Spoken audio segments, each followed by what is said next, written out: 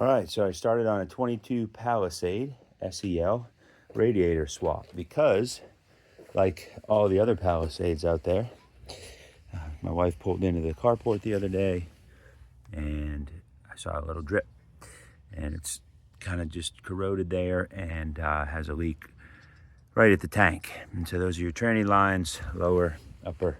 I just wanted to kind of give everybody a little process here.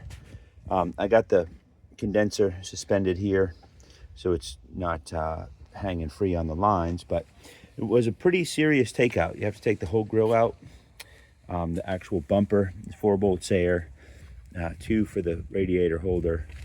There's obviously your overflow valve back in, but this little bracket kind of gave me a fit right here that the radiator actually mounts to as well.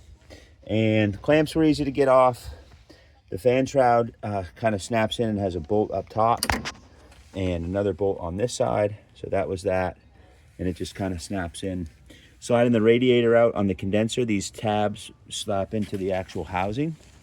And so you got to be careful. We were able to get the radiator out without pulling the hood release off as well. And so that was good. But this is what we got.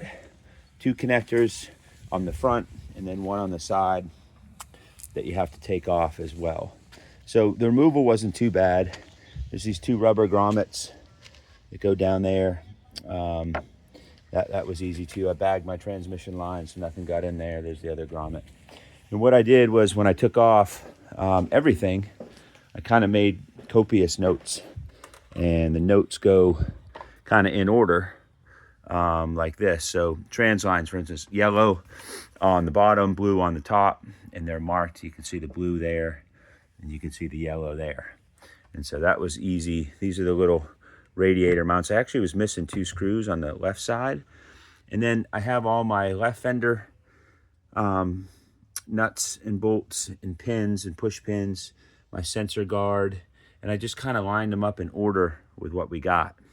And so the refill procedure, I'm waiting on FedEx now for the radiator, so I'll add to this video, is pretty simple. So what we're going to do is we're going to fill the overflow up and we're going to fill the radiator directly up all the way with fluid.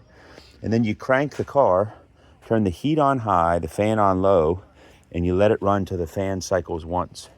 And then you kind of, with the cap off, of course, see what's going on and how much more it needs. And then go from there. I didn't drain the block, obviously. And that was just a choice because the radiator fluid looked really clean. And so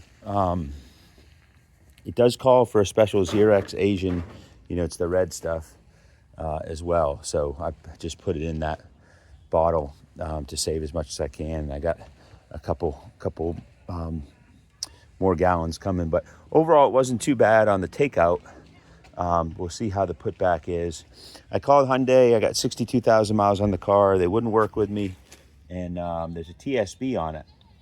And there's a lot of people that are on YouTube putting, videos like this together. So I'm just doing it to help.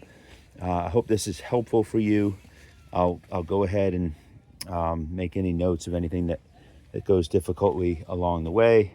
But other than that, it's a pretty straightforward process, just tedious. All of the quips, for the fender and everything else, just took a little while. So good luck if you decide to take it on.